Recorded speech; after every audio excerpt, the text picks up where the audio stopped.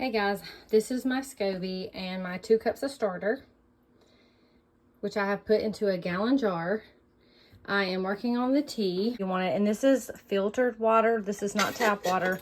Do not use tap water because the chlorine can mess with your SCOBY.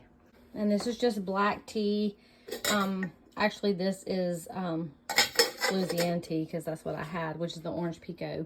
But it works just fine. Like, I've used different kinds of tea. Sometimes I mix green tea with it, also half and half, and that tends to work. But we're going to let this steep for 20 to 30 minutes, depending on how strong of a tea you like. And then we are going to add our 1 cup of sugar to this once we pull our tea bag out and let it completely cool before we add it into our SCOBY and starter, so that we don't kill any of the bacteria with hot water or anything like that. So it will completely cool. Then we'll mix these together, and then we'll top off if it needs any more water. We'll top that off with filtered water, and then we will let it brew for 2 weeks to a month, depending on how strong you like your kombucha, as far as sweeter or tangier. The longer it goes, the tangier it gets. And then we will do a second ferment with fruit.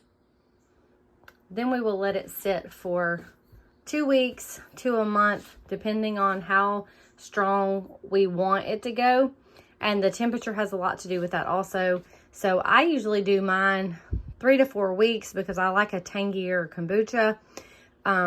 Where you stop it depends on how you like it. If you like it sweeter or if you like it tangier. And then we will come back and do our second ferment on it. After we have finished the first process, we will add fruit to it and put it in individual jars to carbonate it and let it do a second ferment for like 1 to 3 days, depending on the temperature. Has everything to do with that also, and you don't want them to explode. So as soon as it starts carbonating, that's when I usually stop it, take the fruit out, and then place it in the refrigerator, where it will continue to keep fermenting on a slower rate. So just keep an eye out on it and be careful when you open them, because they can explode everywhere. So let me get this poured up.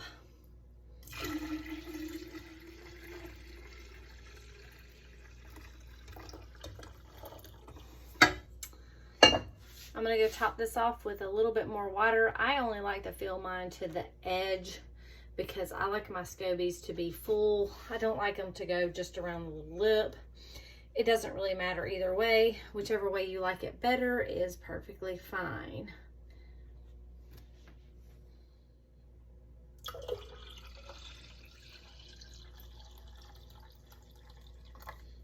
So we have it topped off. This is about where I like it to be. A lot of times I will just brew my tea in an entire gallon of water, and then it makes it a little bit stronger. You don't have to dilute it. But I ended up adding probably about this much water to my tea. So we will just let this sit, and we will come back in a couple of weeks and do a second round testing it. And then usually I will let mine go 4 weeks, just because I prefer it to be a little tangier, like a vinegar style with the sparkling bubbles and everything in it. So I will do the second ferment in a different video, and I already have some videos out there on that, so you can go take a look and see. They're several years old, so who knows where they are in the content log, but they're out there somewhere. And I'll be back in a couple weeks to update this and to bottle it into smaller portions and put our fruit in there and do our second ferment.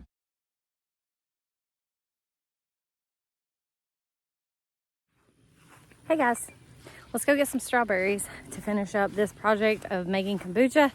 And this will be our second ferment. And this is when you would add your fruit and let it sit in an airtight container. Preferably like bottles that are made for brewing. So something that'll hold up pressure. Beer making bottles, they sell kombucha bottles, stout bottles, things like that. You can order them on Amazon, but you need something. Even recycled kombucha bottles can be used.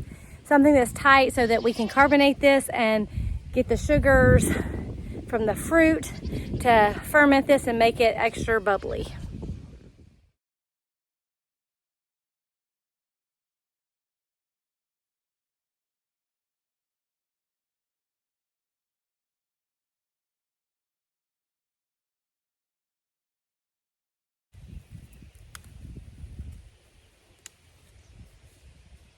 what happens when you forget to pick them for a couple of days. Wildlife gets snacks.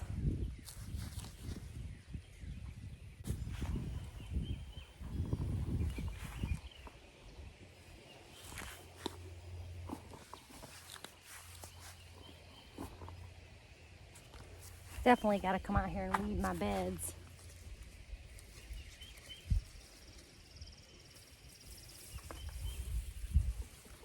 I'm not going to get sidetracked and do that right now because I'm just trying to pick this stuff to flavor my kombucha.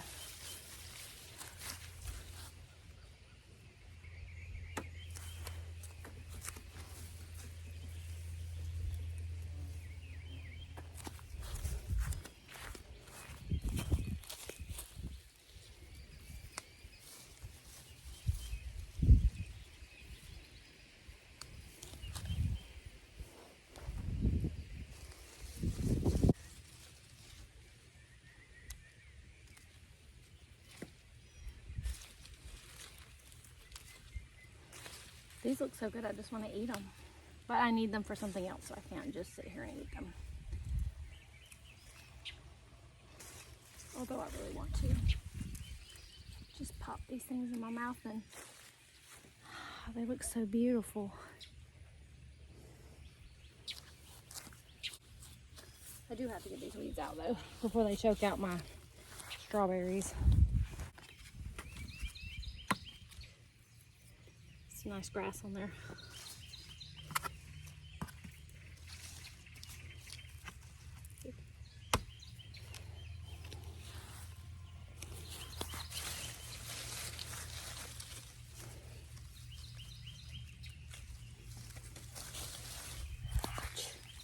That's a spiky plant that I need to get out of there.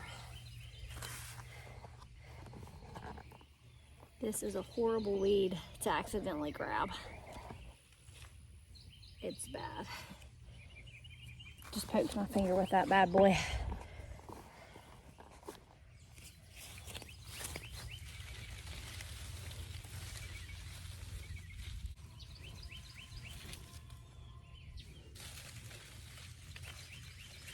There's a lot of them that'll be ready tomorrow.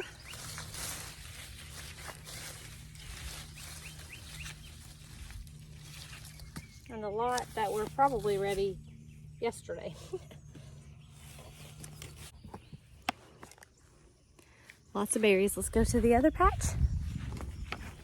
Now these guys over here are loaded down.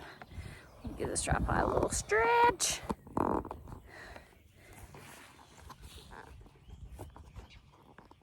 Oh yeah, these are loaded.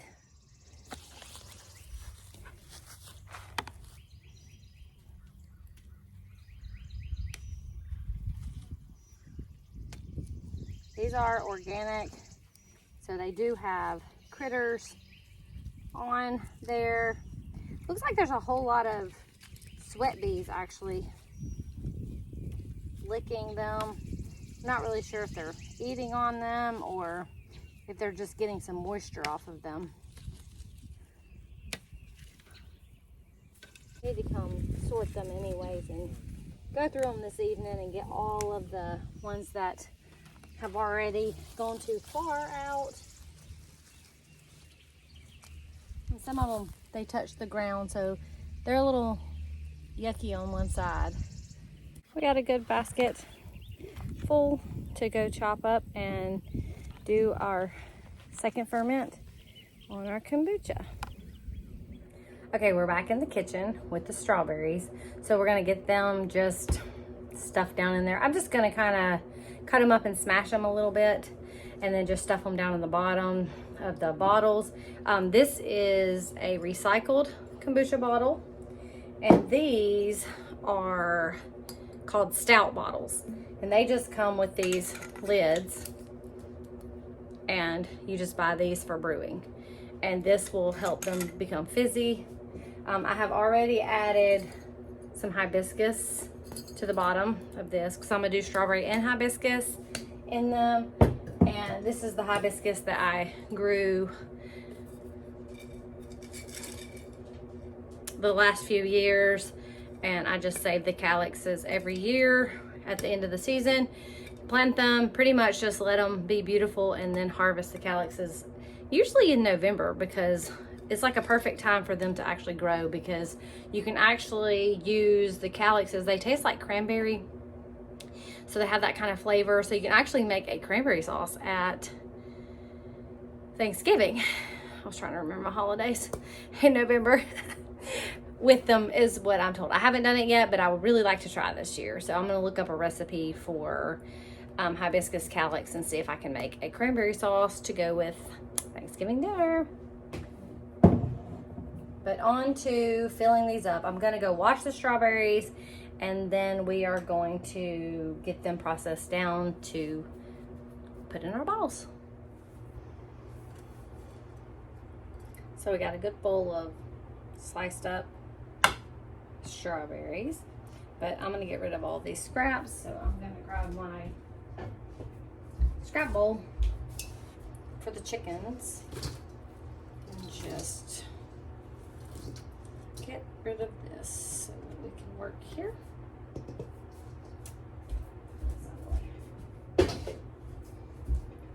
Really bad about putting stuff in my way.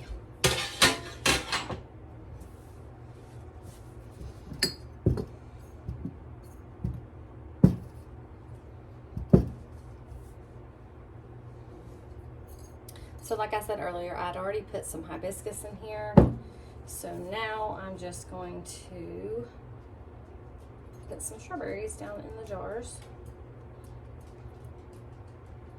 And yes, sometimes the fruit, once it ferments, is harder to get out of here if it's too big. But that's why I like these tops instead of the little bitty ones. The brewing bottles are great, except for the spouts are so tiny that it's really hard to get them back out of here, even though they carbonate a lot better in these tight air bottles for brewing. It's harder to get out unless you puree it up. And these are a lot easier to clean. I like to ferment them in here and then transfer them to the fridge for drinking out of these brewing bottles.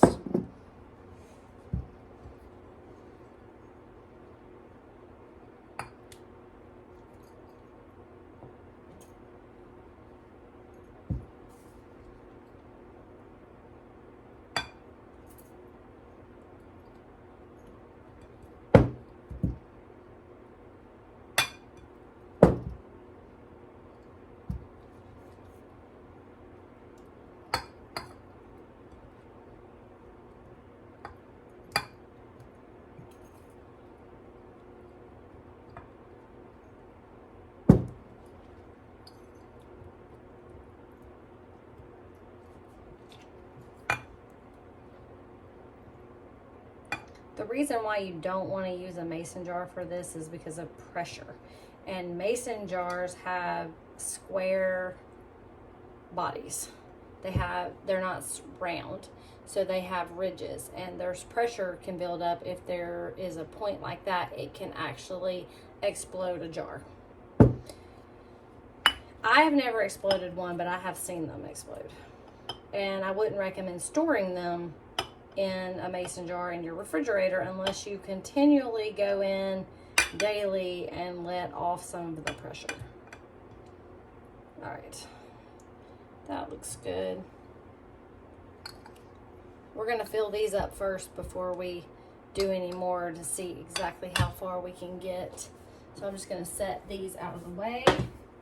We're gonna wash our hands really, really well.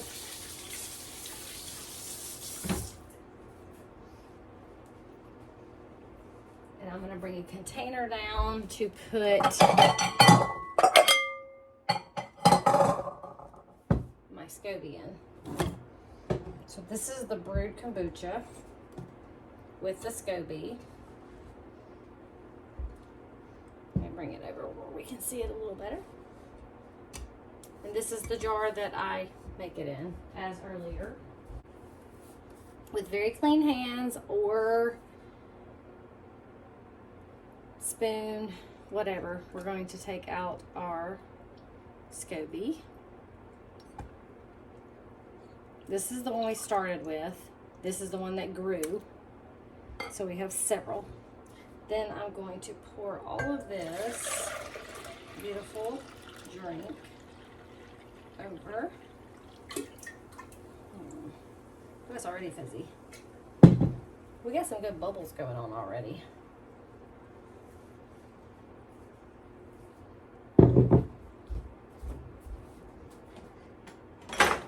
And what I do every single time is go ahead and measure out my starter for the next batch.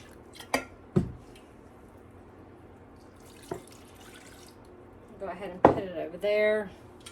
I like to do 2 cups.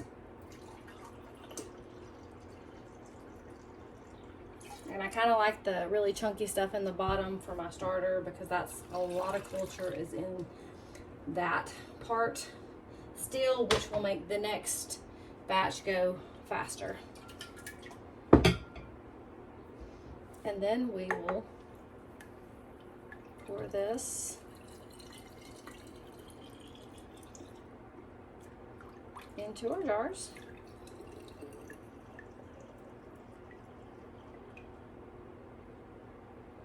I like to leave a little headspace just for the sheer fact of expansion with the fruit. Once it starts fermenting, it's going to push all that stuff up to the top, and this is already quite bubbly, so this probably won't take very long at all. It could be even as less as 24 hours. You just have to check it. And strawberries tend to go extremely fast because of the high sugar content that is in them. I'm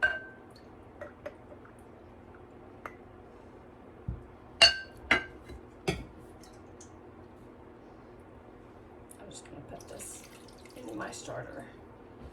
Put this out of the way. So much culture in there.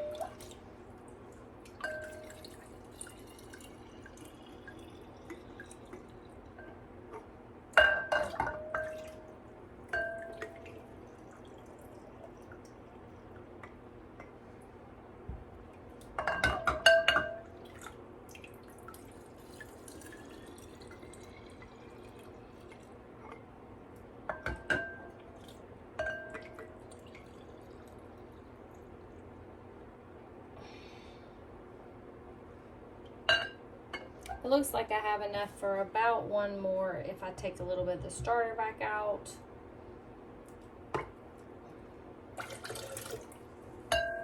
Or I could just save this and share a SCOBY and some starter with a friend. So I think for now we'll just do these 5. Cap them really nice. And they will tighten up on their own. So I wouldn't say crank it down to where you can't get the lid off, because the pressure will build up and they will be harder to open.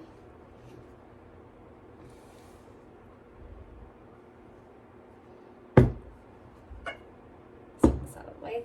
And we will go grab some labels and come back and label these. Use these freezer labels because they don't leave a residue and they peel off very easily. This one's from the last time I used this and they just peel right off without any problems. And I just ordered freezer labels on Amazon and I bought a big huge roll and I've been using them for a really long time, at least over a year. So then we're just going to label this.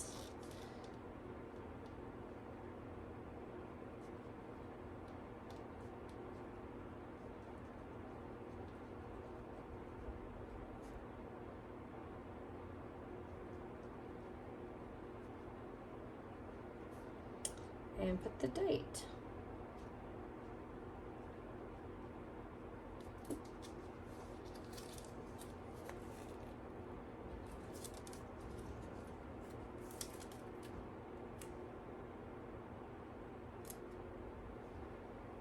And I always like to put the names on there because when I'm doing several different ones, I will not remember. I think I will, but I never do.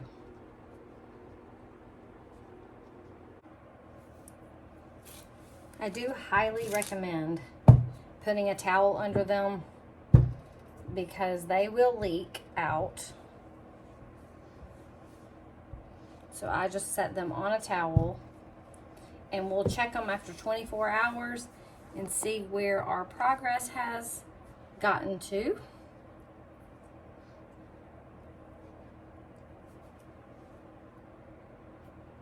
And we'll go from there. And if you're not ready to immediately make another batch, you can just store your SCOBY with the starter until you're ready to use it. If you're not going to use it right away, that's where the extra liquid comes in, because some will evaporate. So try to use it quickly if you don't have a storage container where you already keep SCOBYs. Up until recently, I sold some starters and SCOBYs, and I fed some to the chickens that had been there for a really long time, like a year or so. And so I had a hotel that was full of them and starter. But when you have extra starter, you need to add it to your SCOBY hotel, because over time it does evaporate and come out. So all I'm going to do right now is I plan to boil some more water and tea and get that going. And this time I'm going to make 2 of these. So I'm going to use the starter that I had, probably 1.5 cups in each one. And so we'll just start the whole process all over again. So I washed my jars with extremely hot water. And so I'm going to add my SCOBYs.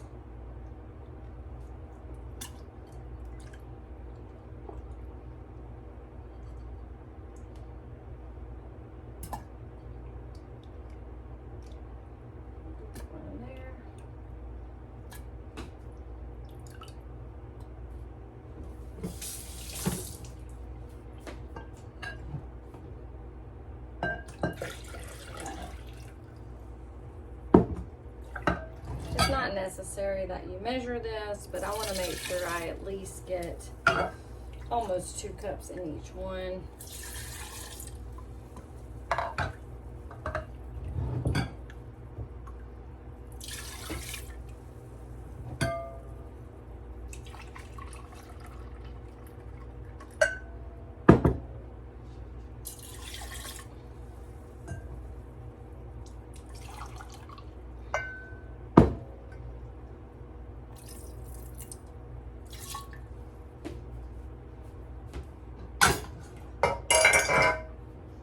Then we will start the process all over again, bringing our water to a boil, putting our tea bags in, let it sit for 30 minutes. I like mine a little stronger. 15 minutes if you don't like strong tea. I like to brew mine strong. And then we will put sugar in those. And it's 1 cup of sugar per gallon of tea.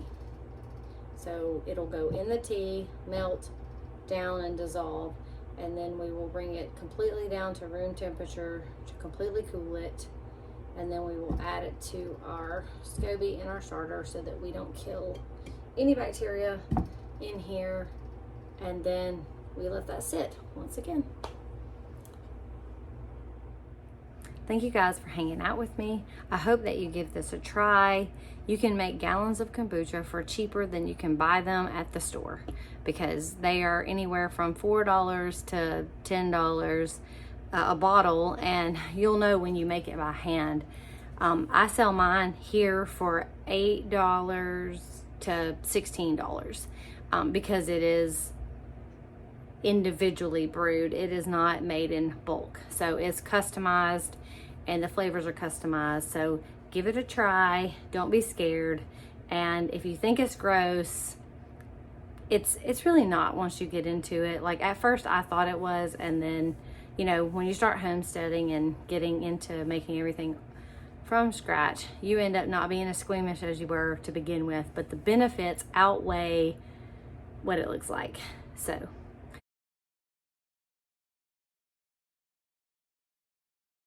I thought I hit record on here and I did not.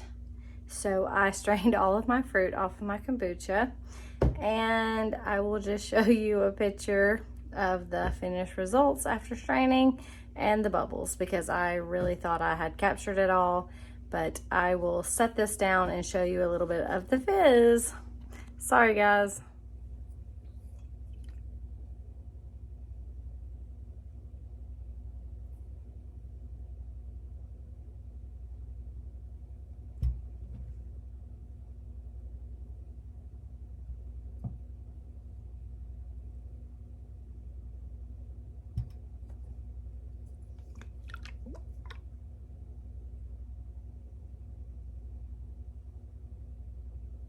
Beautiful carbonation.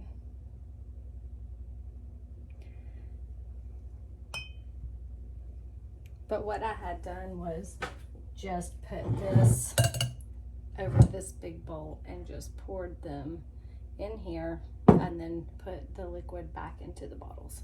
So that's all there is to it with straining your fruit off. Sorry I didn't capture it all. And I saved me a little. Well, it wouldn't fit in the jar, so I saved a little just for me to drink. Oh yeah, that's delicious. Hey guys, I hope you enjoyed that, and you will make this for yourself. So God bless, and you have a wonderful day. Here's to you.